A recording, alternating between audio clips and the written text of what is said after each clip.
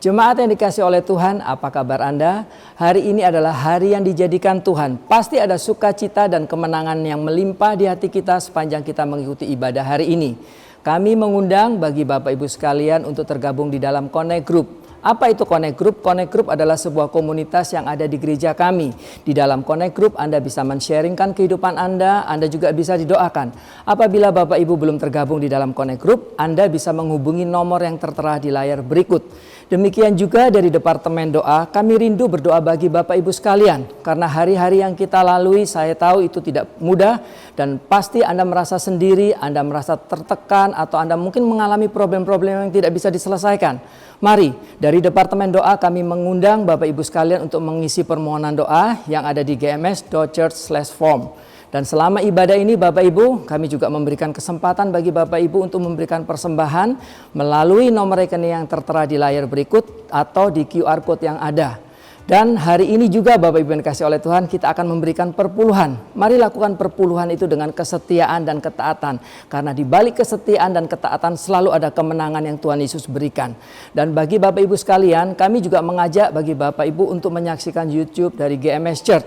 Mohon bisa like, share, dan subscribe. Di dalam YouTube GMS Church tersebut Bapak Ibu yang dikasih oleh Tuhan ada banyak program gereja kita. Jadi mari bergabung di sana, kita bertumbuh bersama-sama untuk kemuliaan nama Tuhan. Dan sebelum ibadah ini dimulai, mari bersama-sama kita berdoa, kita naikkan ucapan syukur kita di hadapan Tuhan. Terima kasih Tuhan buat hari yang Kau beri. Kami mengucap syukur karena hari ini kami bisa beribadah kembali.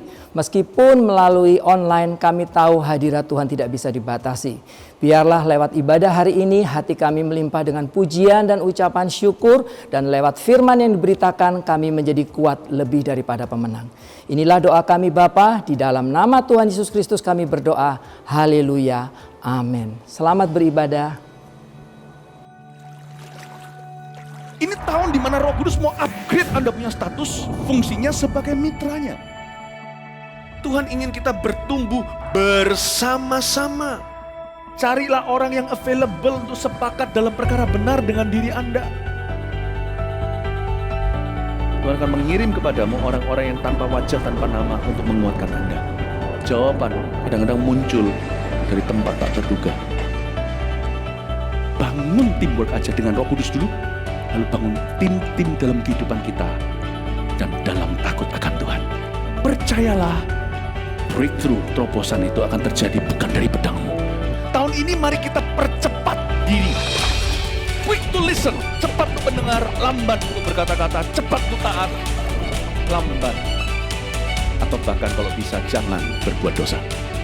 Satu dari kamu mengalahkan 1000 musuh itu quality, tapi Tuhan tidak berhenti di situ. 2 berlaksa-laksa. Kami mencetuskan bahwa supaya yang datang di sini bukan jadi jemaat akhirnya, tapi semua jadi murid-murid yang berbuah-buah lebat. Gereja Mawar Sharon sekali mengayunkan tombaknya, berdirilah 300 gereja. Mari kita bersatu. Mari kita akselerasi sampai 2030 300 gereja ini benar-benar terjadi.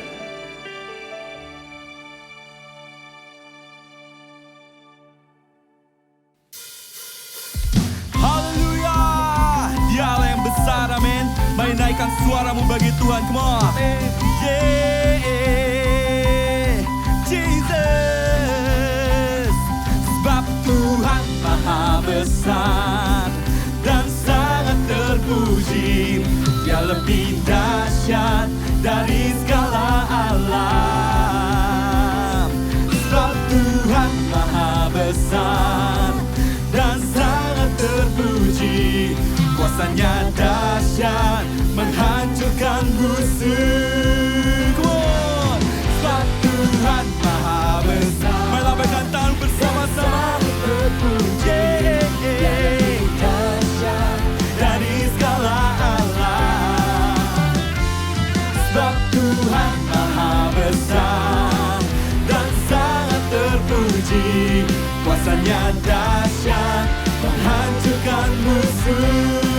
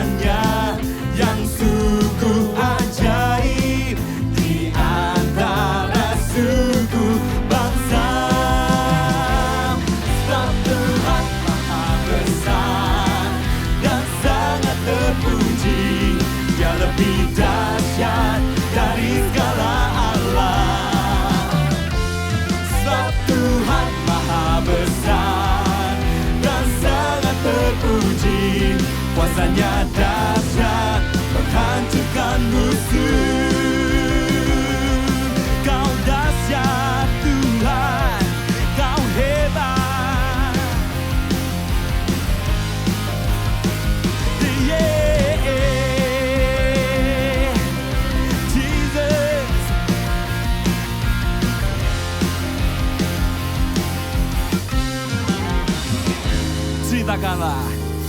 Come on. Ceritakanlah kemuliaannya di antara segala bangsa, dan perbuatannya yang sungguh ajaib di antara suku bangsa. Sebab Tuhan Maha Besar dan sangat terpuji, Dia lebih dahsyat dari segala alam. Kau besar Tuhan, besar dan sangat terpuji, kuasanya dahsyat menghancurkan musuh. Sebab Tuhan Maha Besar dan sangat terpuji, Dia lebih dahsyat dari segala alam. Sebab Tuhan Maha Besar dan sangat terpuji, kuasanya dahsyat menakjubkan musuh. Kuasanya dahsyat, dahsyat, dahsyat, dahsyat, dahsyat, dahsyat, dahsyat, menakjubkan musuh. Yeah. Haleluya. Mari kita berikan sorak-sorai yang paling meriah buat Tuhan. Haleluya. Tuhan. Mari bertepuk tangan bersama-sama.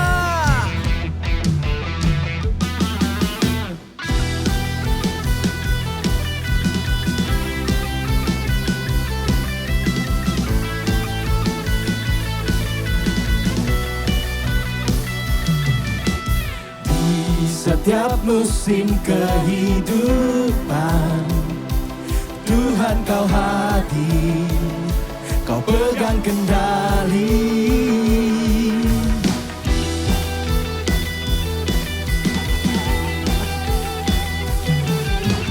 Kuat firman-Mu meneguhkan, Kau Allah Immanuel, Allah Immanuel.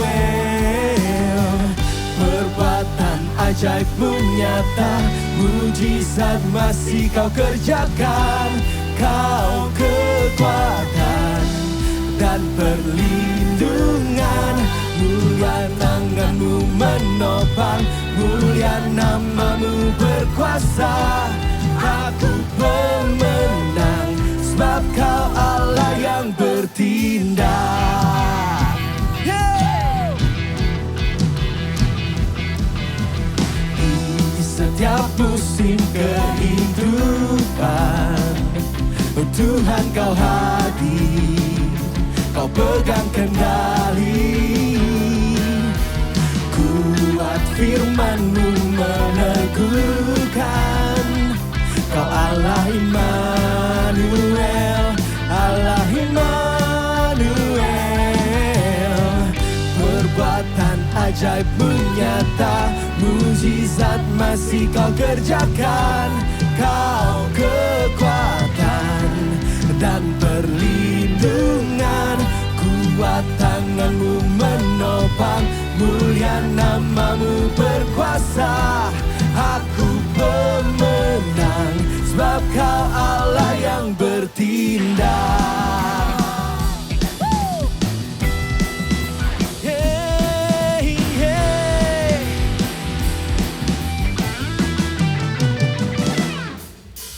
Tak perlu aku khawatir, oh Tuhan berjanji kan menyertai.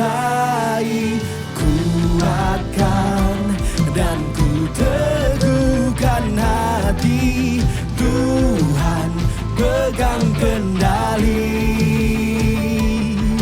Kau Tuhan pegang kendali.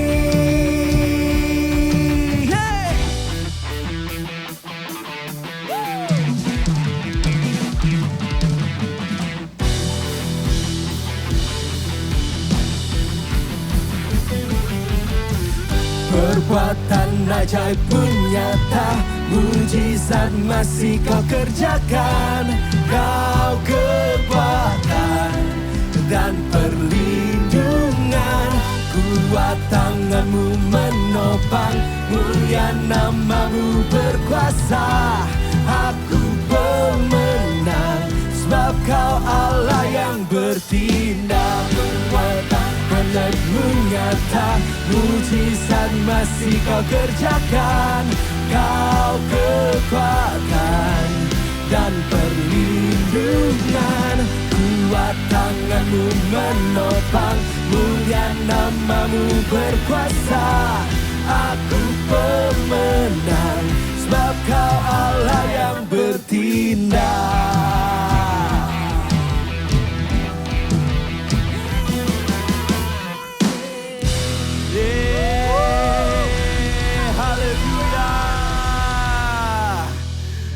Haleluya, haleluya. Thank you Lord.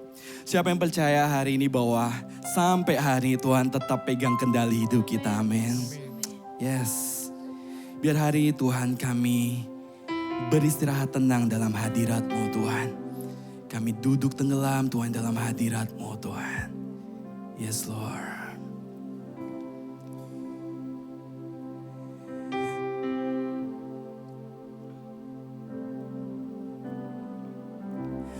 Bapa, kau mendengar seruan hatiku,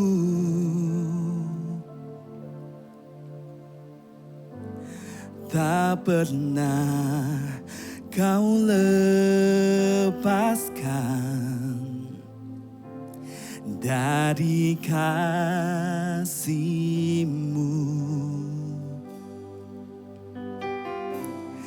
Lewat lembah kelam, kau temani aku.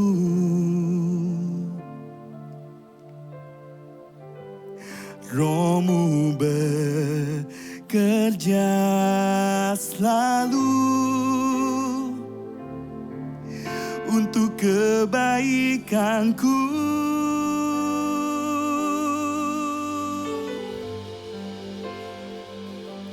Mengalir kuasa dari tempat maha tinggi, Bapa kekal mulia, kau hadir di sini, memulihkan hati, menyembuhkan yang terluka.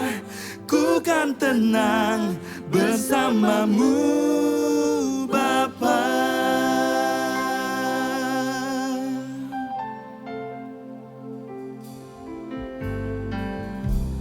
Lewat lembah kelam, kau ada bersama dengan kami Tuhan. Kau temani aku.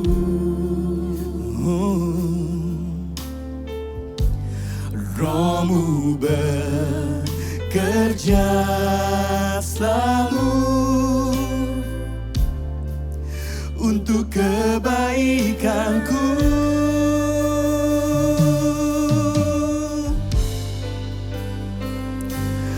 Mengalir kuasa dari tempat maha tinggi, Bapa kekal mulia, kau hadir di sini, memulihkan hati, menyembuhkan yang terluka. Ku kan tenang bersama-Mu, Bapa. Mengalir kuasa dari tempat maha tinggi, Bapa kekal mulia, kau hadir di sini, memulihkan hati, menyembuhkan yang terluka. Ku kan tenang bersama-Mu, Bapa. Mengalir kuasa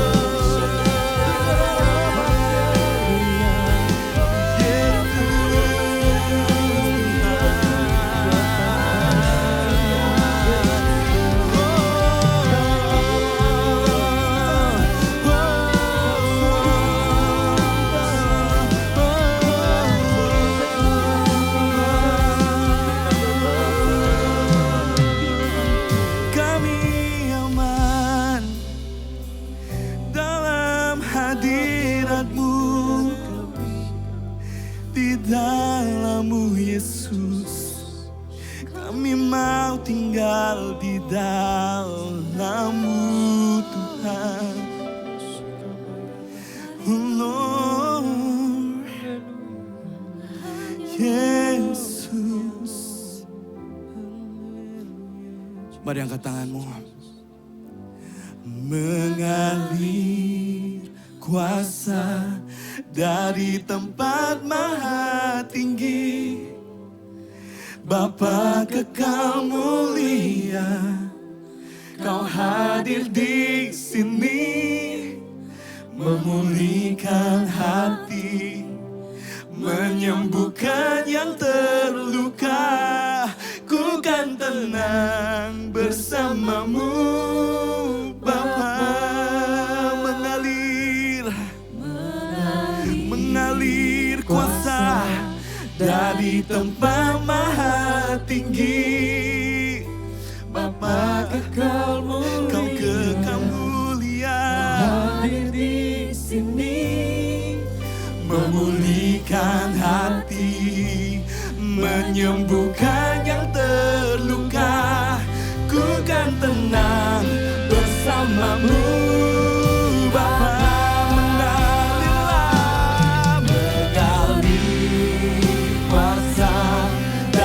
Tempat maha tinggi, Bapa kekal mulia, Kau hadir di sini, memulihkan hati, menyembuhkan yang terluka. Ku kan tenang bersama-Mu, Bapa.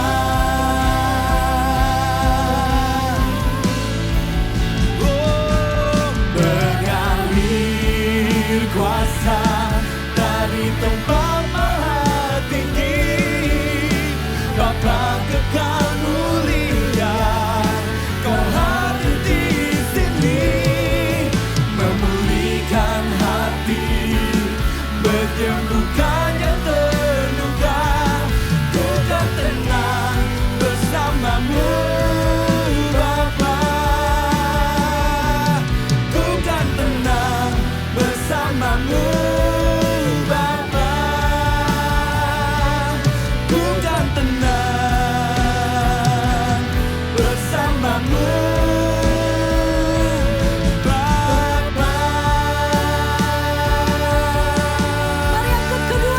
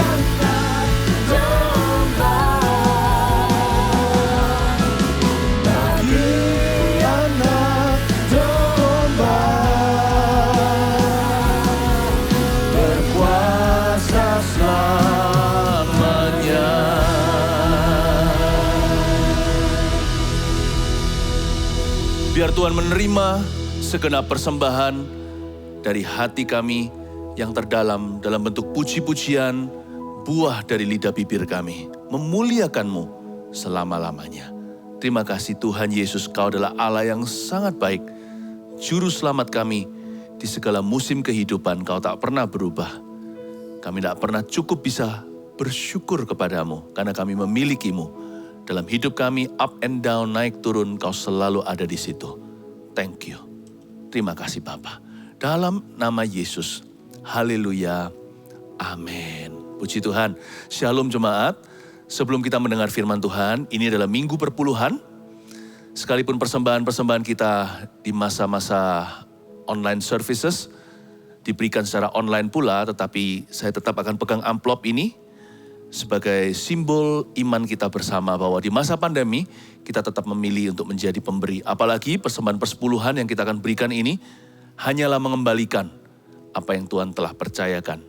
Supaya kita bisa beritahu pada Tuhan Yesus bahwa Dialah Tuhan kita, bukan mamon. Dan kita bisa memberi dari kelebihan, sebagian memberi dari kekurangan. Namun demikian Tuhanlah yang memberi kita kemampuan untuk bisa tetap memberi kepada Tuhan. Mari kita sama-sama mengangkat tangan kita sambil saya angkat amplop persepuluhan ini ke hadapan Tuhan. Lord, God loves the cheerful givers. Tuhan senang melihat orang yang memberi dengan sukacita. Izinkan kami mengembalikan sebagian yang telah Kau percayakan kepada kami. Semua yang Kau berikan pada dalam hidup kami. Sesungguhnya apa yang kami bisa beri kepadamu yang Kau belum pernah miliki. Kalau kami memberi, hanyalah sekedar mengembalikan saja. Thank you for everything Tuhan. Berkat materi, non-materi yang telah Engkau berikan dalam hidup kami secara cuma-cuma. Terima kasih untuk segala sesuatu. Ajari kami tidak pernah picik hati. Ajari kami selalu murah hati dalam segala sesuatu. Ingatkan kami bahwa segala sesuatu adalah daripada-Mu. Segala sesuatu adalah oleh karena Tuhan. Oleh karena itu semuanya untuk kemuliaan Tuhan. Terimalah persembahan persepuluhan kami. Beri gereja-Mu, Gereja Mawar Sharon tercinta, kemampuan untuk mengelola, hikmat untuk tahu di mana melokasikan dana-dana ini untuk para misionari, untuk mendirikan gereja 300 sampai 2030. Dan juga untuk terus mendukung dan untuk terus berkarya, memberkati orang-orang yang membutuhkan, orang-orang miskin di komunitas kami. Engkau selalu menjadikan gereja kami terang dan garam, serta mercusuar, juga lewat persembahan yang kami beri. Kami menerima ya Tuhan Yesus anugerah-Mu, sambil kami titipkan berkat ini dalam gereja yang kami cintai. Kami berdoa agar Tuhan selalu beserta dalam segala proyek-proyek yang mendatangkan berkat. Terima kasih Tuhan, di dalam nama Yesus Kristus. Haleluya, amin. Puji Tuhan. Sambil kita mengambil Alkitab kita siapkan hati kita untuk menerima firman Tuhan. Matius pasal yang ke-26. Sambil kita buka Matius 26, saya beritahu dulu tema kita pada hari Minggu akhir pekan ini. Wanita Narwastu, mengasihimu. Saya ingin bicara tentang sebuah hati yang beautiful di hadapan Tuhan. Suatu kondisi hati yang menyenangkan hati Bapa. Tuhan Yesus sangat terpukau dengan ekspresi cinta yang keluar dari lubuk hati seorang wanita. Kasih ini adalah kasih yang tiada duanya. Di masa-masa susah ketika kita sedang bergumul dengan sesuatu, ingatlah hati kita tidak boleh putus kasih dengan Tuhan Yesus. Karena Tuhan tidak pernah putus kasih karunia-Nya dalam kehidupan kita.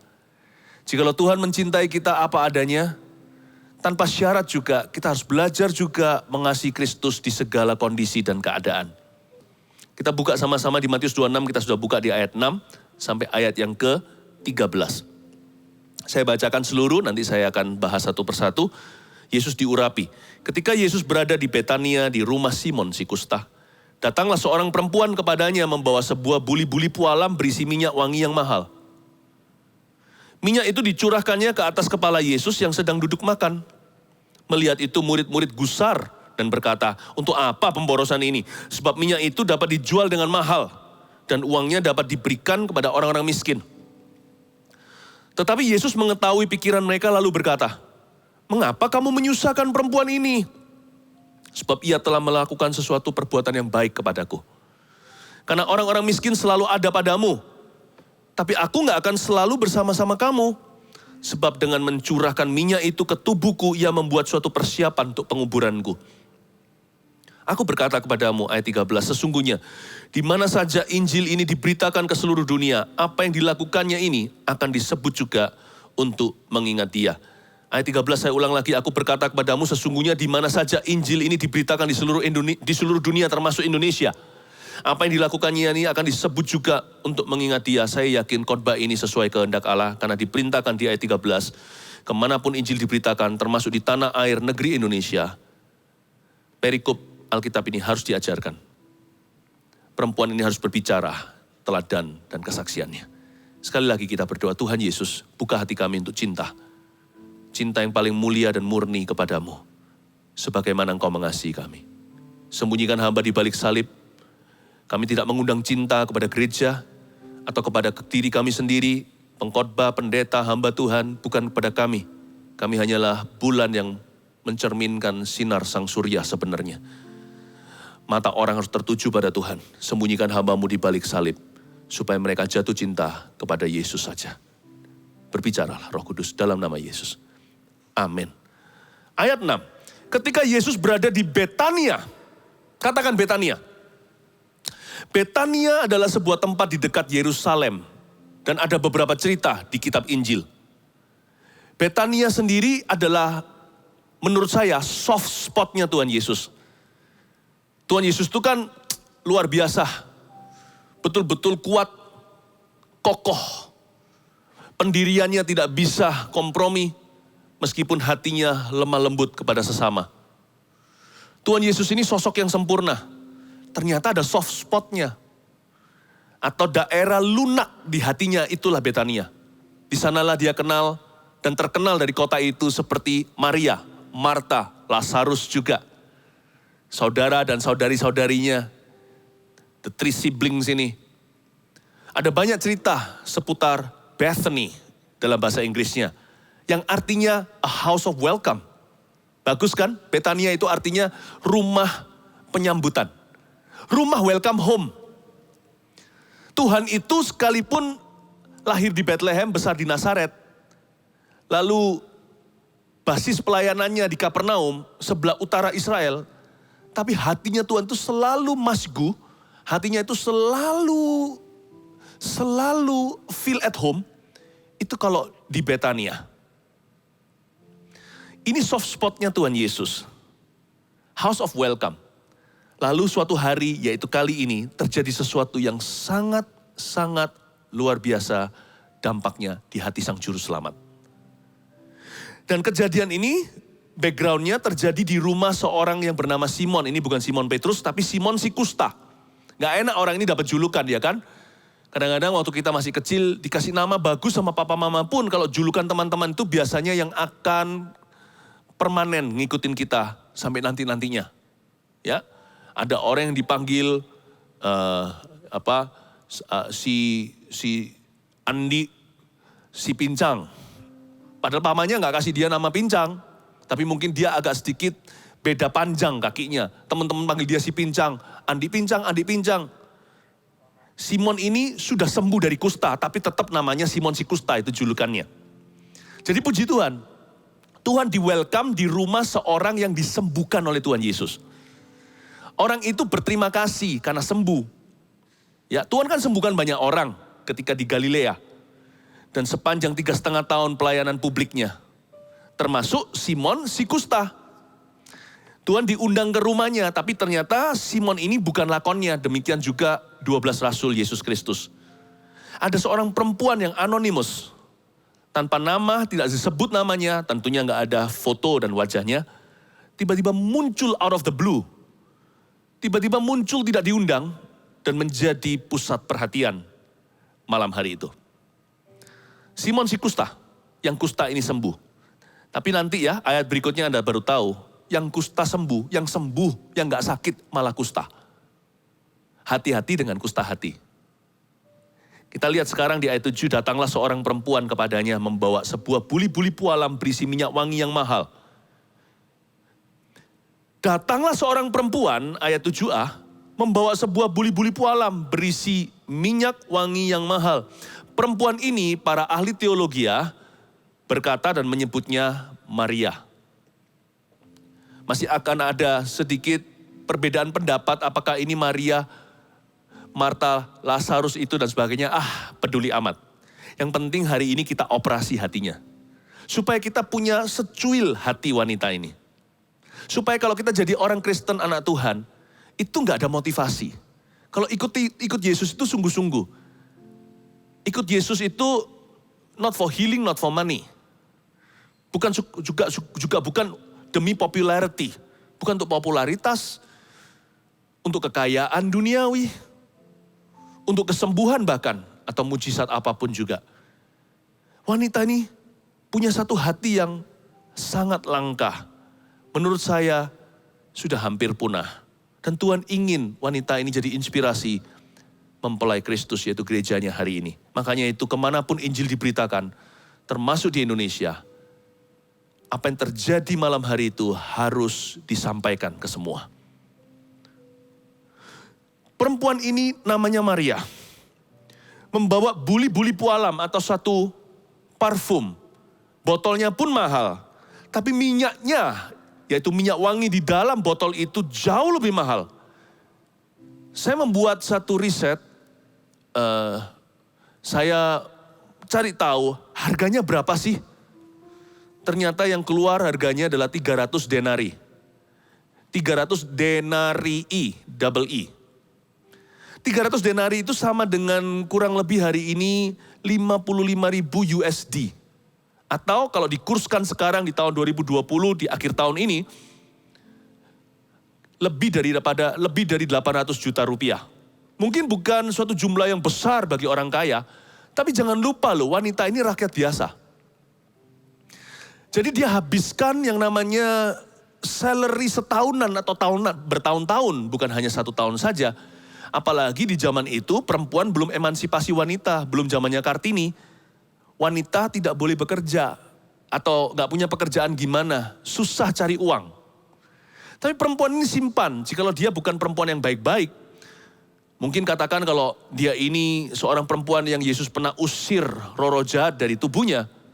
Mungkin dia itu seorang yang pergaulan bebas, katakanlah seperti wanita Samaria. Maka wanita ini menyimpan parfum ini untuk hari pernikahannya, disimpan untuk suami katakanlah. Untuk orang yang merebut hatinya, bukan orang yang asal-asalan sama dia. Pria hidung belang, dia tidak akan beri. Wanita serusak apapun moralitasnya, di dalam hatinya kalau dia punya anak, dia pasti sayang sama anaknya. Ada naluri orang baik di dalamnya atau ada naluri perempuan, seorang ibu katakan. Dia ini punya naluri, ingin mendambakan seorang yang bisa menerima dia apa adanya. Dia kira itu akan dia temukan dalam pernikahan. Tapi ternyata dia temukan dalam kerajaan Allah. Dia temukan dalam diri seorang Yesus. Dia dambakan laki-laki yang bisa menggandeng dia di dalam perkawinan. Tapi bukan, dia dapatkannya malah justru Allah yang hidup, anak Allah yang maha kuasa. Dia temukan itu dalam kerajaan Tuhan. Saya nggak tahu apa yang terjadi sebelumnya kepada wanita ini, tapi hatinya terharu karena Kristus. Pengajaran Tuhan pasti sudah masuk begitu dalam hatinya. Pasti diam-diam dia observasi, lihat Tuhan Yesus gimana menyembuhkan, mengasihi, memeluk si kusta. Dia bilang kalau kusta aja dia jamah, aku tidak kotor buat orang ini. Siapa orang ini? Ada sesuatu pada dirinya yang sorgawi. Dia bukan manusia biasa. Dan dia bukan laki-laki yang selama ini membuat saya trauma. Semua pria sama saja. Something holy about this man. Something separate from us. Sesuatu yang set apart. Sesuatu yang terpisah dari kita manusia, baik wanita maupun laki-laki. There is something about this carpenter's son. Ada sesuatu yang saya tidak bisa jelaskan tentang anak tukang kayu ini yang mereka semua sebut Rabi. Bahkan banyak yang bersujud, berlutut dan berkata, Tuhan, Engkaulah anak Allah yang maha tinggi. 55,000 USD. Dia pecahkan begitu aja. Makanya terbelalak itu semua murid Yesus termasuk Yudas yang jadi bendahara. Bukan hanya Ditetes-tetes saja loh ya. Anda dan saya harus tahu, minyak itu ayat 7b kalau kita baca, dicurahkannya ke atas kepala Yesus yang sedang duduk makan. Orang kalau minum anggur yang mahal, harganya ratusan juta apalagi miliaran. Menuangkannya pun hati-hati, satu tetes pun berharga. Bukan hanya hitungan seperti komoditas itu per gram, ini per tetes saudara. Pelan-pelan. Ini minyak bukan diciprat-ciprat kek atau ditetes-tetes. Dicurahkan, biar. Mereka melihat pemborosan, ampun deh. Mungkin mereka berkata begitu dalam hatinya. Kok free flow begitu? Kok gak hati-hati dicurahkan semua? This is called an abandoned heart. Suatu tindakan melepaskan semuanya untuk Tuhan. Bukan berarti lepaskan segalanya jadi pendeta. Pendeta pun bukan jaminan kalau hatinya tidak lepas sama Tuhan terhadap dunia. Ini yang saya sebut abandoned spirit. Roh yang seperti seringkali kalau WL pimpin pujian berkata, mari kita bebaskan roh kita memuji Tuhan. Banyak orang masih reservasi. Berapa orang masih hati-hati, jaim, jaga image-nya. Kita mau tepuk tangan aja, gak mau terlalu gimana supaya gak keringatan. Kita mau menari, malu sama kiri kanan. Kita ini loh, mencintai Tuhan itu terlalu banyak limitation-nya, terlalu banyak remnya. Bukan hanya rem di kaki, ada hand rem, rem tangan. Remnya double lagi. Memberi juga hitung-hitungan sama Tuhan. Mau berdoa juga, aduh sayang ya waktu dipakai untuk sembahyang. Mau baca Alkitab, worth it gak ya? Dapat apa? Perempuan ini abandon her heart. Karena di mana pualamnya berada, di situ hatinya berada. Dia itu kalau sama Yesus itu, bahasa Ibraninya brol-brolan. Bukan Ibrani beneran. Itu bahasa sehari-harinya kalau sama Tuhan itu begitu. I surrender all to you. Tidak tahan-tahan. Dan dia curahkan ke atas kepala Yesus loh. Di zaman perjanjian lama, dan itu sudah jadi tradisi orang Yahudi, orang Israel taunya begini, minyak dicurah ke kepala, itu berarti menobatkan seseorang menjadi raja. Contohnya, kalau saya ini bangsa Israel nih, sama-sama nih DPR-nya. Lalu ada satu orang mau kita angkat jadi presiden atau rajanya di zaman itu. Cara kita lakukan ini bukan kurang ajar, karena ini memang kebudayaan. Maka orang tersebut, kalau presiden disumpah dengan kitab suci, lalu suruh angkat tangan. Kalau zaman dulu, dicurahi. Maka rakyat memilih wakil-wakilnya, pergi kepada orang yang terpilih, lalu curahkan minyak mahal ke kepalanya, dengan demikian dinobatkan semua orang mengaku bahwa kaulah rajaku. Kalau Yakuza mungkin katakan di Jepang, mereka potong jari tangan, jari kelingking, jari kecilnya. Berarti aku serahkan nyawaku. Dia bukan hanya mencurahkan ke kepala karena Yesus perlu parfum. Dia hendak mengatakan, be my king. Will you be my king forever, my forever king? Jadilah rajaku Tuhan. Jadilah rajaku seumur hidupku. Dan sekali kita tuangkan, tidak ada jalan kembali. Sekali raja memerintah, dia memerintah hidupmu. Gak mikir-mikir, mau baptis saja mikir-mikir kok. Nanti kalau setelah baptis gak boleh ngerokok. Baptis gak ya? Tahun depan aja. Nanti kalau sudah baptis gak boleh omong kotor nih. Baptis enggak ya? Ini orang bukan baptis. Ini orang berkata, take my life to be just yours and yours only. Mulai hari ini aku melayani kehendakmu bukan kehendakku. Kehendakmu yang jadi. Dan dia pecahkan, enggak asal ngomong murahan, dia pecahkan sesuatu yang mahal. Dia investasi hidupnya bertahun-tahun di situ. Dia berkata, ini sebagai materai. Materai 6.000 itu murah, 6.000 rupiah. Ini materai 6 tahun. Kuserahkan 6 tahun terakhir hidupku kepadamu. Mulai hari ini, use me. I want that heart. Jesus died, Yesus mati bukan supaya Anda dan saya masuk surga. Itu otomatis terjadi. Karena nama kita tertulis dalam kitab Anak Domba Allah. Itu sudah destinasi. tujuan. Tapi Yesus mati juga untuk perjalanan, bukan hanya untuk tujuan. Supaya dalam perjalanan itu, hubungan cinta dengan Tuhan pulih yang hilang sejak Adam dan Hawa. Hubungan cinta kasih itu dua sisi. He died so you can love him freely. As he has loved you. Dia mati supaya Anda bisa mengasihi dia dengan bebas. Tanpa tahan. Sebagaimana dia mencintaimu lebih dulu. Melihat itu ayat 8, murid-muridnya gusar. Nah, ini yang saya sebut tadi, yang kusta sembuh kok yang sembuh kusta. Ini yang gak sakit malah kusta hati. Melihat itu murid-muridnya gusar dan berkata, garis bawahi sekarang saya kasih 3 poin sederhana. Kusta hati itu titik 2. Kusta rohani itu seperti apa? Lihat kata-kata daripada para rasul, dirangkumkan perkataan mereka kira-kira bunyinya begini. 12 itu menjadi satu, mereka itu kompak sekali. Yang pertama, untuk apakah pemborosan ini? What for? For what? Untuk apa? Itu yang jadi jeritan mereka bersama kurang lebih kira-kira. What for? Untuk apa? Kusta hati itu bunyinya begini. Kusta hati itu ada suara, audio visual juga. Orang yang hatinya kusta, nomor 1, akan selalu hitung untung rugi mencintai Tuhan. Aku cinta Tuhan itu untungnya apa ya? Untungnya apa untuk saya? Dia lupa dia sudah dibeli dengan darah yang mahal. Jadi dia selalu hitung untung rugi. Cinta Tuhan itu ruginya apa? Wah, rugi aku.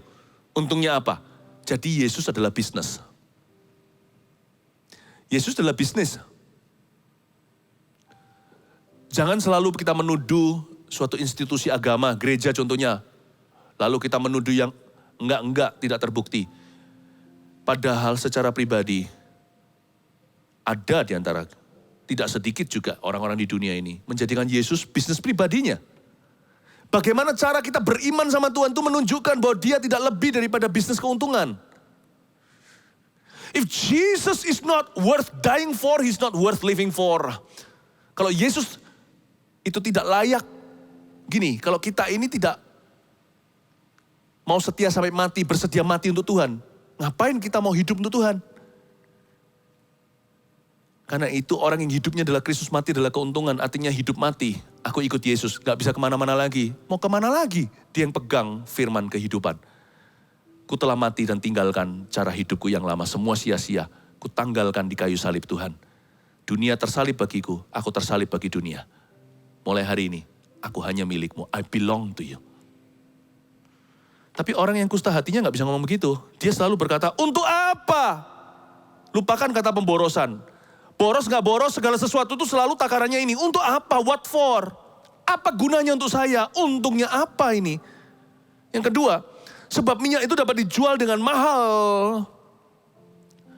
Dan uangnya dapat diberikan pada orang miskin. Garis bawahi, sebab minyak itu dapat dijual dengan mahal. Nomor 2, orang kusta hati itu selalu menjadikan diri sendiri sebagai tolak ukur segala sesuatu. Diri sendiri adalah tolak ukuran. Loh sekarang loh, kalau kita perhatikan perkataan mereka, sebab minyak itu dapat dijual dengan mahal. Itu mahal menurut standar siapa? Mereka sih merasa minyak itu terlalu mahal. Karena segala sesuatu dirinya sendiri jadi tolak ukuran. Tapi bagi Yesus yang punya segala hal, the darling of heaven, kekasih sorga, pangeran semua yang diciptakan, Yesus menjadikan segala-galanya. Apa artinya 300 denari? Apa artinya 55,000 USD? Apa artinya 6 tahun seseorang, dia yang kekal disebut Alpha dan Omega. Sebelum Abraham ada, I was, I am, aku ada di sana. Dan dialah Omega yang pada akhirnya tetap di situ. Ujung segala sesuatu, semua ciptaan akan melihat Yesus. Apapun kepercayaanmu, ujungnya akan lihat hakim yang hidup dan mati itu Tuhan.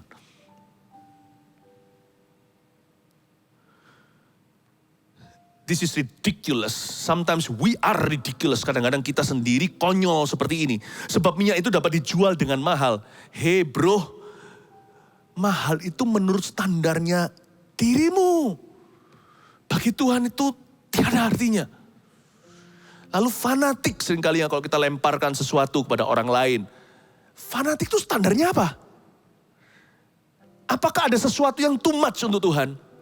too expensive, terlalu mahal untuk dia? Adakah sesuatu yang too good for the Lord atau sesuatu yang terlalu bagus untuk Tuhan Yesus? Saya tanya, adakah sesuatu yang kau lakukan dan aku lakukan yang bisa membuat Tuhan terpukau dan berkata, wow, yang ini saya belum punya. Atau yang ini saya belum tahu. Siapa yang bisa menjadi penasihatnya Tuhan Yesus? Is there anything too good for him? Too expensive? Suatu hari ada satu orang berdoa begini, Tuhan, oh Tuhan kami begitu mengasihimu, kami terlalu mengasihimu, saya nggak tahan karena saya ini nggak bisa basa-basi yang gitu-gituan. Kalau ketemu orang sih oke, tapi kalau Injil, kalau ketemu orang mesti ada sopan santunnya. Tapi kalau Injil, berkenan dengan Injil, oh dimanapun, kapanpun juga. Terus terang, saya akan terus terang. Saya nggak akan peduli di mana dan kapanpun juga, I will speak up, saya akan bicara. Saya pernah sekali tidak sopan dan terpaksa, ini apa namanya itu, senggol orang yang sedang berdoa. Sorry, sebentar. Saya bilang, jangan pernah berkata kami terlalu mengasihimu. Sebab tidak ada orang bisa terlalu memberi dia sesuatu. Baik kasih atau apapun juga. Oh iya Pastor Philip, oke Pastor Philip, oke silakan. Saya tidak pernah begitu, tapi saya pernah demikian. Saya nggak bisa. Ketika orang itu ngomong sesuatu, tapi asal-asalan, dia nggak pikirkan apa yang dia ucapkan di mulutnya. Oh Tuhan, kami terlalu mengasihimu. Kami terlalu mengasihimu, kami terlalu percaya kepadamu. Adakah sesuatu yang terlalu untuk Tuhan? Tapi orang-orang ini berkata, murid-muridnya berkata, ini terlalu mahal untuk Yesus. This is too expensive even for our master. Ini terlalu mahal bahkan untuk guru kita. Ini terlalu mahal bahkan untuk Tuhan Yesus. Oh Tuhan. Tapi ya murid-murid gak sengaja. Murid-murid ini kan masih belajar. Segala sesuatu itu kan sama diri mereka sendiri tolak ukuran. Lalu yang terakhir, uangnya dapat diberikan kepada orang-orang miskin. Kusta hati itu selalu ujung-ujungnya adalah untuk manusia, bukan untuk Allah. Kelihatannya charity, bagus, kelihatannya amal sosial, ujungnya ke dirinya. Itu dibutuhkan pisau firman, pedang bermata dua untuk bisa tahu ternyata motivasi dalam-dalamnya adalah untuk dirinya sendiri. To make you feel good. Ini yang saya sebut perbedaan antara religion dan relationship. Agama dan hubungan. Ini yang membuat perbedaan antara charity dan Christ-centered charity. Atau ini yang membedakan amal sosial dengan amal sosial yang berpusat pada Kristus. Yesus Kristus yang menunjukkan kehendaknya bagaimana beramal. Bukan beramal sebagai pengganti hubungan kita dengan Tuhan. Amal sosial sebagai bentuk perbuatan agamawi. Bukan sebagai wujud kasih kepada Tuhan dan dituntun oleh Roh Kudus. Kita harus bagaimana beramal kepada siapa, di mana, dan kapan waktunya. Kristus yang mengendalikan. Tapi yang satunya, amal sosial sebagai pengganti Kristus. Ujung-ujungnya, perbuatan baik manusia itu seringkali adalah kain kotor di hadapan Tuhan. Demikian firman Tuhan di Perjanjian Lama. Ujung-ujungnya adalah untuk manusia. Diri sendiri sebagai tolak ukuran, lalu destinasinya adalah orang. Uangnya dapat diberikan pada orang-orang miskin. Kedengarannya rohani ya. Kayak begitu gak mungkin Tuhan tegur. Ternyata salah. Tuhan tegur dia ayat 10. Tetapi Yesus mengetahui pikiran mereka. Lalu berkata, apakah Tuhan anti orang miskin? Tidak. Tapi timingnya salah. Mengapa kamu menyusahkan perempuan ini? Sebab ia telah melakukan suatu perbuatan yang baik. Bukan pada orang miskin kali ini. To me, padaku. Dia melakukan sesuatu yang baik padaku. Have you got any problem with it? Apakah kamu bermasalah dengan itu? Kenapa kamu menyusahkan perempuan ini? Tunggu dulu. Yesus tiba-tiba ambil sisi. Yesus membela wanita ini melawan atau terhadap 12 muridnya sendiri. Kok bisa ya? Jangan kaget. Ada kadang-kadang komentar kita yang kurang tepat. Membuat Tuhan menentang kita seketika. Jangan kira Tuhan itu pandang bulu kita ini siapa. Kita bisa disebut rasul sekalipun 12 murid pilihan tangan Tuhan Yesus. Kalau hari ini hati kita salah, jauh, roh agamawi dan kena ragi Farisi. Kalau kita akhirnya berubah dari yang namanya relationship hubungan menjadi hanya sekedar wujud agamawi, kelihatannya bagus memanfaatkan orang miskin sebagai tameng, padahal ujungnya adalah menjauh dari Tuhan. Tuhan akan menentang kita seketika. Tuhan akan ambil sisi orang yang selama ini kita salahkan, Tuhan justru bela. Orang yang sedangkan kita sendiri mungkin yang disebut rasul bahkan, Tuhan akan tentang dan tuding dan berkata, kenapa kamu susahkan orang ini? You have a problem with me? Sia-sia kita hanya puji-pujian, malam puji-pujian, sia-sia. Mendingan kita tiadakan listriknya lah, apanya lah. Itu kita pakai toh, untuk orang miskin kan bisa. Orang miskin selalu akan ada. Tapi ketika umatku datang menyembah dengan hosana, hosana. Mungkin itu perlu budget katakan. Apa gunanya ibadah online atau bukan? Daripada gini kita pakai waktu ini untuk nyapu aja. Atau untuk bersihkan kota. Atau untuk melakukan sesuatu kepada orang-orang di luar sana yang sengsara dan papa. I know. But there are things yang intisari esensinya adalah worship. Dan worship itu tidak bisa ditandingkan, tidak bisa ditandem dan tandingkan apple to apple dengan charity. Masing-masing itu beda. Meskipun yang satu melahirkan yang worship selalu berujung menolong orang lain sudah pasti. Gak mungkin orang menanam pohon buah-buahan ujungnya supaya dapat daun, tapi supaya dapat buahnya, supaya bisa panen buahnya dan bisa dinikmati bersama keluarga. Buah daripada worship itu selalu perbuatan baik mengasihi sesama manusia. Tapi jangan dibolak-balikkan. Worship dan charity tidak boleh diadu domba. Boom! Sebab yang satu ini domba namanya charity, amal sosial. Yang satunya ini gembala, worship our shepherd. Jesus Christ, our Lord. Menyembah gembala agung kita, Yesus Kristus Tuhan. Gak bisa diadu domba karena bukan dua-dua domba. Dua-dua bukan domba. Yang satu domba hanya satu saja. Yang satunya ini gembala. Ini gak boleh diadu domba. Salah. Murid-muridnya salah kaprah. Tuhan berkata, ia telah melakukan suatu perbuatan yang baik padaku dan Tuhan menentang 12 rasulnya. Untuk membela seorang yang bukan siapa-siapa. Hati yang benar tidak pandang bulu. Hati yang salah juga tidak pandang bulu. Hati yang salah bisa menjangkiti bahkan hati rasul sekalipun. Hati benar bisa menular kepada orang biasa juga. Karena itu jangan pandang manusia. Tuhan melihat hati, jagalah hati dengan segala waspada. Dan belajarlah untuk menjaga hati orang lain juga. Itu yang berkenan kepada Allah. Hati seperti wanita Narwastu ini yang mengasihi Tuhan. Ini yang berarti. Bukan pelayananmu. Bukan apa yang Anda bisa lakukan. Bukan berapa duit yang kita punya. Bukan gelar titel kita. Bukan opini manusia mereka yang mengagumi kita. Tuhan tiap waktu, tiap saat melihat hati. Sebentar dia bisa memujimu, tapi kalau kita hatinya salah, dia bisa menentangmu. Sebentar Yesus memuji Petrus dan berkata, di atas batu karang teguh ini ku dirikan jemaatku. Kepadamu ku berikan kunci kerajaan sorga. Menit berikutnya, Petrus berkata, Guru jangan naik ke kayu salib ya. Tuhan bawa dia ke pinggiran dan berkata, enyah kamu setan. Kamu memikirkan apa yang dipikirkan manusia. Satu waktu Tuhan memuji dia. Waktu berikutnya Tuhan tegur dia habis-habisan. Let me tell you, your God doesn't respect your status. He respects your heart. Allahmu tidak mengagumi statusmu. Allahmu melihat hatimu. Karena itu, kejarlah hati yang benar.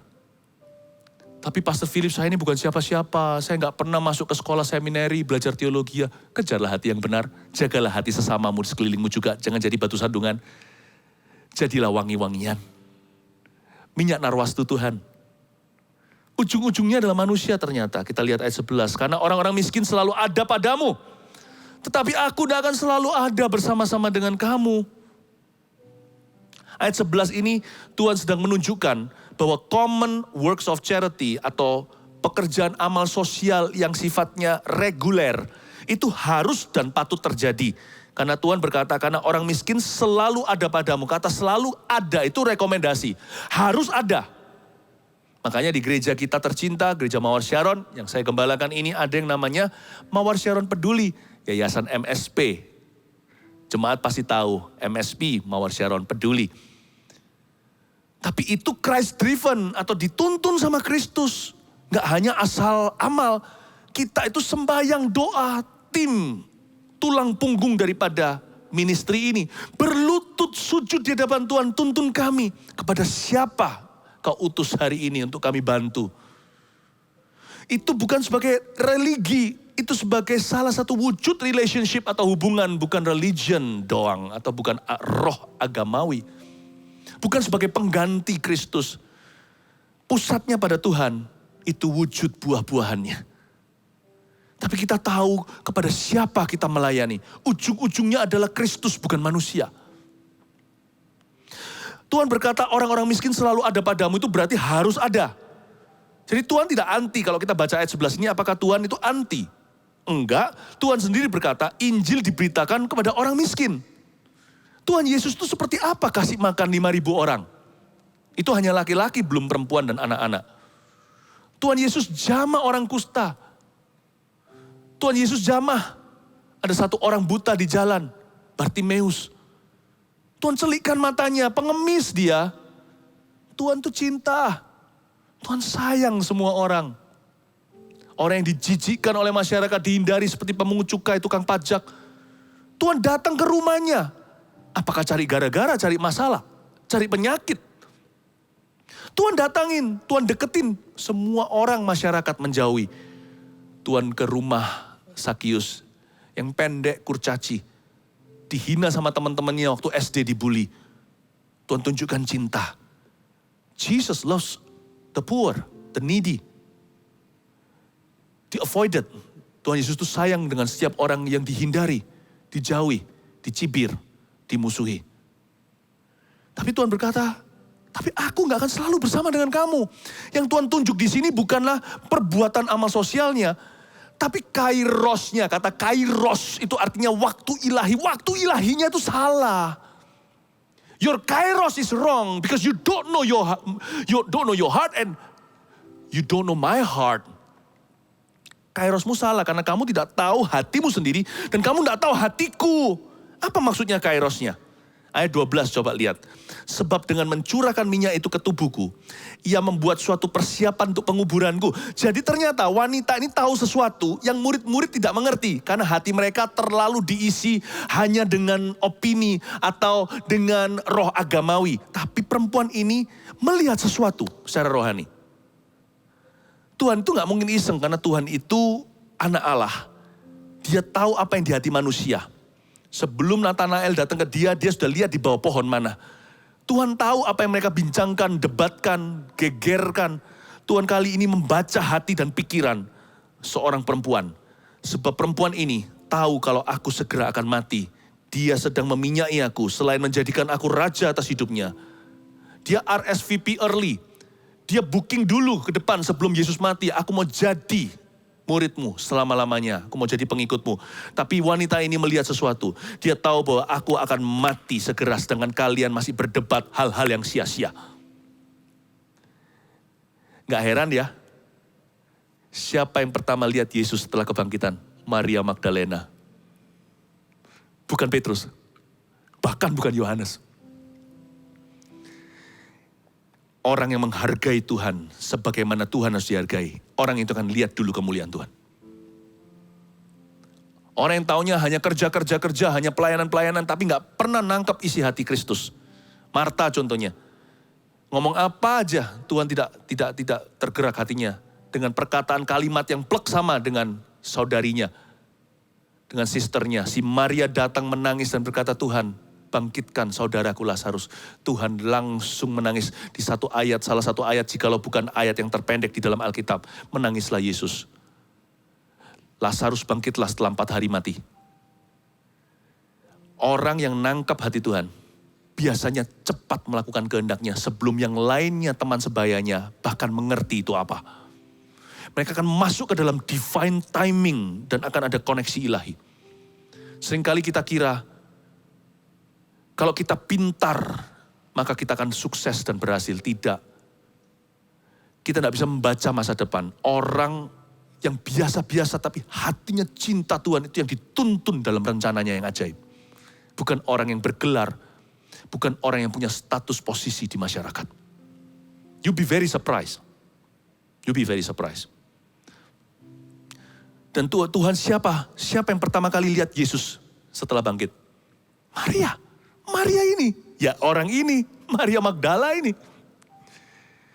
Untung dia urapi Yesus. Waktu Yesus masih hidup minggu-mingguan, beberapa minggu sebelum penyalipan. Sebab kairosnya salah. Waktu ilahinya gak tepat. Kalau mau minyaki Yesus nanti setelah Yesus mati, gak akan keburu karena akan didahului dengan kebangkitan. Lukas 24 ayat 1-3 gak usah dibuka. Pagi-pagi benar di hari pertama minggu itu, di harinya kita, ya hari Minggu, maka beberapa wanita membawa rempah-rempah ke kuburan Yesus. Mereka hendak meminyaki Tuhan, rempah-rempah ya seperti narwastu, tapi gak semahal itu. Tapi ketika mereka sampai di sana, kubur Yesus sudah digulingkan batunya. Waktu mereka masuk ke dalamnya, tidak menemukan mayat Tuhan sama sekali. Nah, telat kan kalau Tuhan nanti diurapi setelah kejadian, setelah mati, didahului kebangkitan. Makanya Tuhan berkata seperti ini. Kalian gak ngerti apa yang dia lakukan. Dia mencurahkan minyak itu ke tubuhku, ia membuat suatu persiapan untuk penguburanku. Sedangkan kalian hanya bisa menghakimi orang lain. Sedangkan kalian sendiri yang salah kali ini. Hanya wanita ini yang paham hatiku dan nasib yang akan segera menimpaku. Dia bisa melihat rencana Bapakku sebelum semua yang kupanggil sebagai rasul. Semua orang yang punya gelar ini. Hint atau bocorannya pun gak nangkep-nangkep sampai sekarang. Dia sedang membuat suatu persiapan untuk penguburan. She understands something. Makanya Tuhan reward, memberi dia upah. Tuhan menghargai imannya. Pengenalannya lebih dalam dari yang lainnya. Makanya ketika Yesus bangkit, yang pertama melihat dia adalah seorang wanita. Yang mengira dia adalah seorang gardener atau tukang kebun. Suatu kebetulan yang ajaib bukan? Bukankah hidup kita ingin diisi dengan kebetulan-kebetulan yang heran? Perempuan itu datang ke kuburan masih mengira Yesus mati, meninggal dunia. Dia kira itu tukang taman, ternyata itu adalah Allah yang dibangkitkan. Anak Allah yang hidup itu. Saya harap nanti ke depan, orang-orang yang hoki kata dunia. Yang hoki itu, yang hoki dari Tuhan, yang diberkati, dipakai, dimuliakan, dipromosikan adalah orang-orang yang ketika dibuka, dadanya seperti ini, ada narwastu di dalamnya. Bukan ketika dibuka di sini, ada ragi Farisi. Bukan otaknya berapa brilian, tapi berapa banyak cinta kasihnya pada Tuhan di dalam sanubarinya. Orang yang seperti itu yang akan Tuhan angkat, saya nubuatkan. Ayat 13 terakhir, aku berkata kepadamu sesungguhnya di mana saja Injil ini diberitakan di seluruh dunia. Apa yang dilakukannya ini akan disebut juga untuk mengingat dia. Seperti saya katakan tadi, firman ini kehendak Tuhan. Saya tahu jelas bahwa Tuhan beserta saya sekalipun penyampaiannya tentunya tidak sempurna. Tapi Anda bisa tangkap pesan yang Tuhan berikan melalui mulut saya. Garis bawahi kata, apa yang dilakukannya ini akan disebut juga untuk mengingat dia. Garis bawahi kata, apa yang dilakukannya. Sebenarnya perempuan ini lakukan apa sih? Lawan katanya kusta hati. Kalau tadi yang pertama, orang yang kusta hatinya itu hitung untung rugi. Maka tulis, perempuan ini melakukan apa yang membuat Yesus mempromosikan dia sepanjang sejarah. Sampai kapanpun juga, nama orang ini akan disebut. Dimanapun Injil diberitakan.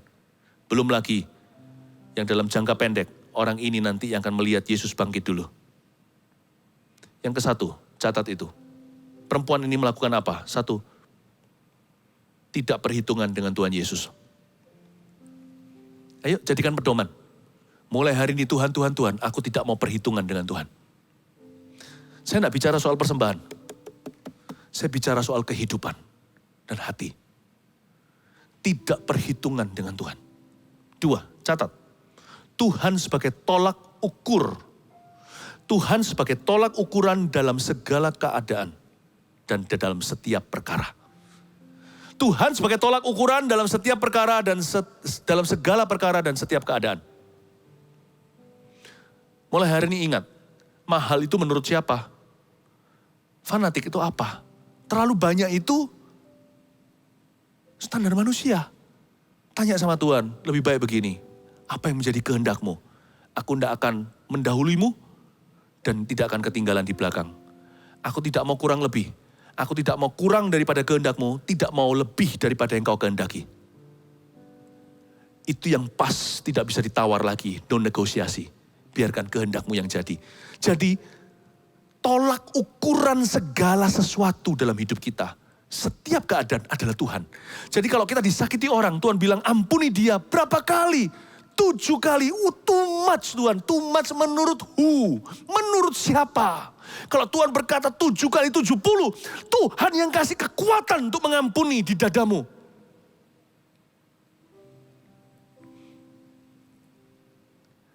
Kalau Tuhan berkata kepada kita, jangan khawatir. Kita gak usah tawar. Kenapa Tuhan? Tuhan gak ngerti sih apa yang aku alami. Kalau Tuhan bilang jangan khawatir, berarti Tuhan sudah sediakan sumber dayanya tuh gak khawatir. Gak mungkin Tuhan suruh kita buat roti, lalu Tuhan sembunyikan adonan. Lalu tepungnya ditahan. Gak mungkin, Tuhan pasti sudah sediakan materinya. Kalau Tuhan berkata do not worry, pasti ada reasonnya.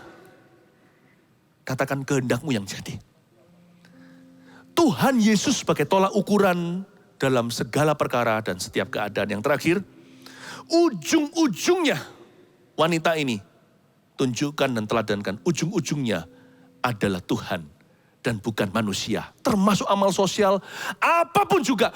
Ujung-ujungnya adalah Tuhan. Ingatlah setiap kali Anda mengangkat tangan dalam penyembahan. Ingatlah 5 jarimu. Whatever you do, apapun yang kau lakukan. I do it for Him. Ingatlah 5 jari sendiri. Apapun yang Anda lakukan, aku melakukannya. Aku melakukan ini untuk Yesus. I do this or whatever, apapun juga, for Him. Seperti wanita mengurapimu, menangis di bawah kakimu. PAW naik. Demikian hidupku mau mengasihimu. Yesus, Engkau baik bagiku. Seperti wanita mengurapimu,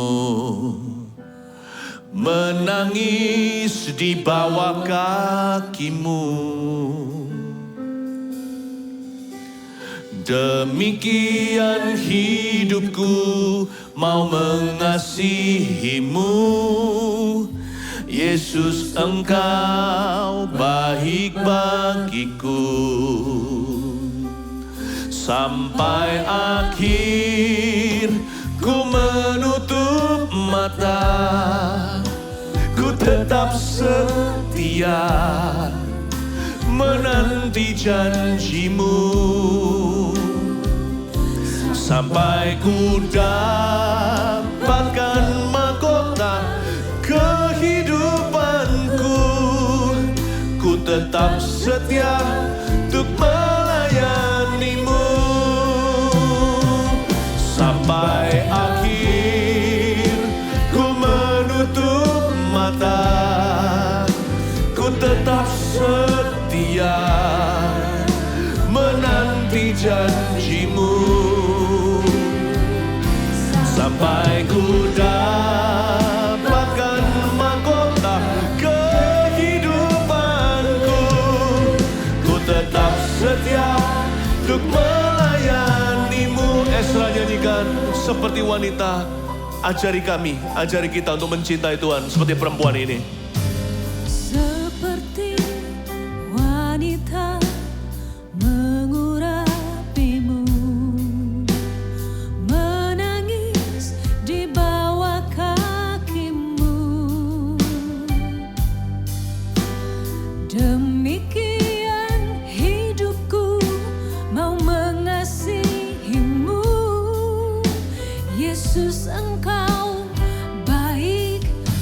laki-laki pun ingin mencintai Tuhan seperti perempuan ini. Saya nyanyikan. Seperti wanita mengurapimu, menangis di bawah kakimu. Demikian hidupku mau mengasihimu. Yesus, Engkau baik bagiku. Sama-sama sampai akhir. Ku menutup mata, ku tetap setia menanti janjimu, sampai ku dapatkan mahkota kehidupanku. Ku tetap setia untuk melayanimu sampai akhir. Ku menutup mata, ku tetap setia menanti janjimu, sampai ku dapatkan mahkota kehidupanku. Ku tetap setia untuk melayanimu. Inaramaya sadhanamaya so, inaramaya sade, inaramaya so, ramaya so, inaramaya sadhanamaya so.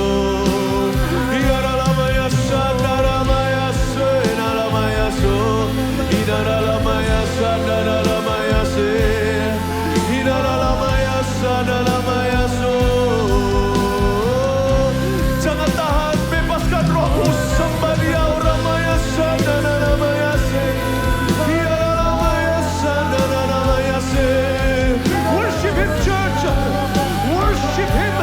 Deeply worship Him, church. Sembadia dengan dalam di dalam hatimu. Sembadia tanpa tahan, tanpa reservasi. Sembadia seperti tidak ada esok hari.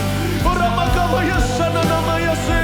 Basuh kakinya dengan air matamu, kalau perlu dengan rambutmu. Oh haleluya.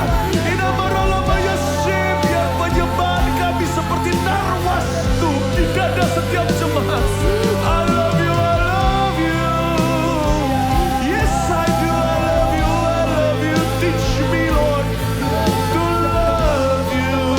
Ajari aku untuk mengasihimu.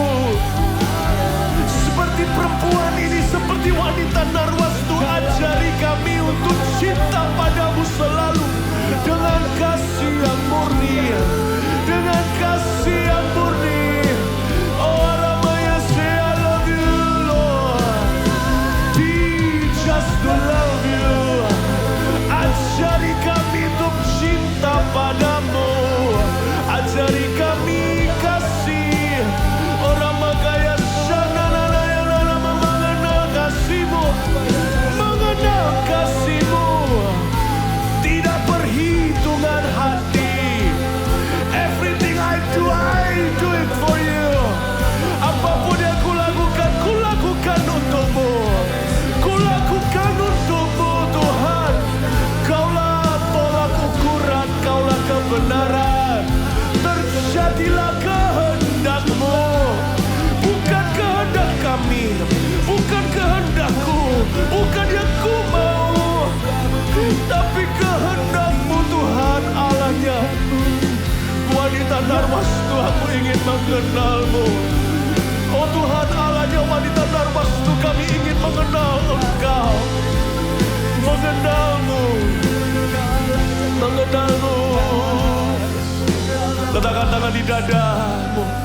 Sampai akhir ku menutup mata, ku tetap setia menanti janjimu,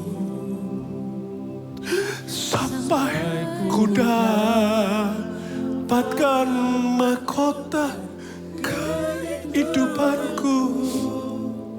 Ku tetap setia untuk melayanimu sampai akhir. Sampai akhir ku menutup mata. Ku tetap setia menanti janjimu sampai ku dapatkan mahkota kehidupanku. Ku tetap setia untuk melayanimu sampai ku dapatkan mahkota kehidupan. Sampai ku dapatkan mahkota kehidupanku. Ku tetap setia untuk melayanimu. Ku tetap setia. Ku tetap setia untuk melayanimu. Ku tetap setia. Ku tetap setia untuk melayanimu.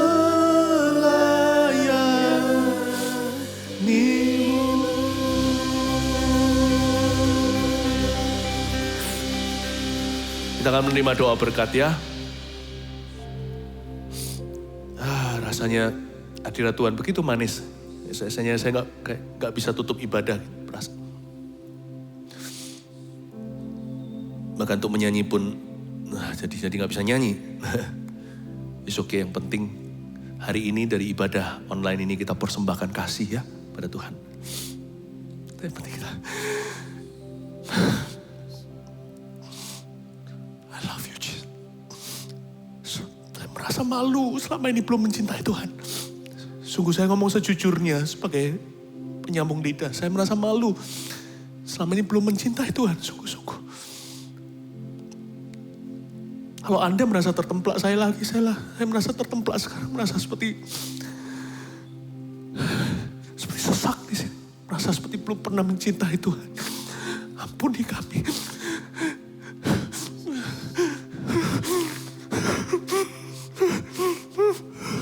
Ampuni gerejamu, ampuni gerejamu, ampuni gerejamu yang pamrih dengan Tuhan. Kami ini pamrih.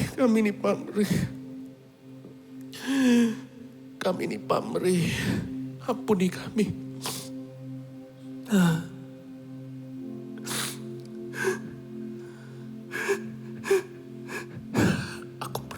Aku bertobat mewakili gerejamu. Kami sama-sama bertobat di hadapanmu Tuhan.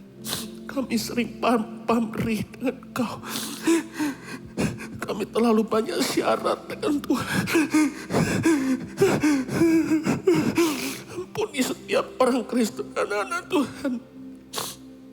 Ampuni gereja kami, ampuni hamba.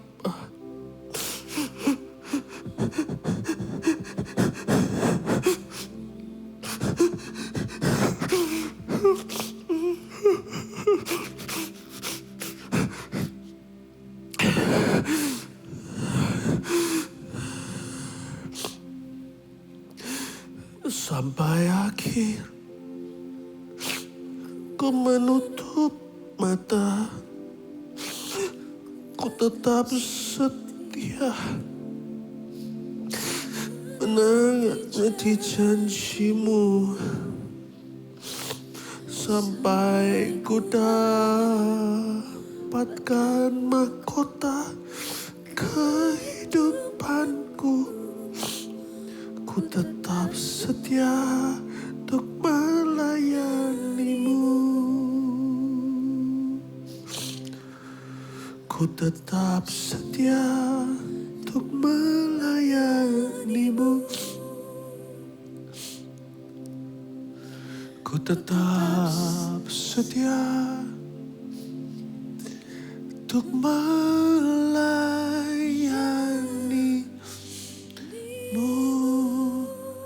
Terimalah berkat dari Allah Bapa, kasih sayang dari Tuhan Yesus Kristus, pengurapan dari Roh Kudus, menyertai-Mu, jemaat terkasih, tercinta, tersayang, dari sekarang sampai Tuhan datang. Dalam nama Yesus. Amin. Bless you. Thank you.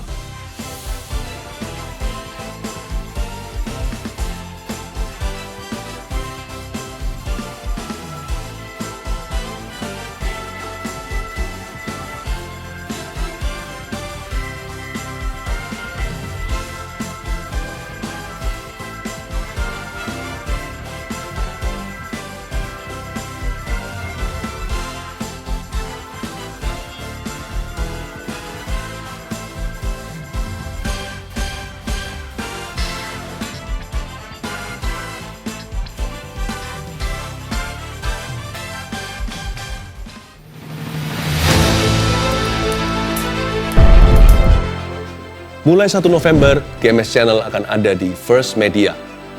Setiap hari ada 24 jam sehari untuk menemani Anda dalam suka maupun duka. Seperti hadirat Tuhan yang tidak berkesudahan, kami akan semakin dekat dengan kehidupan Anda sekalian.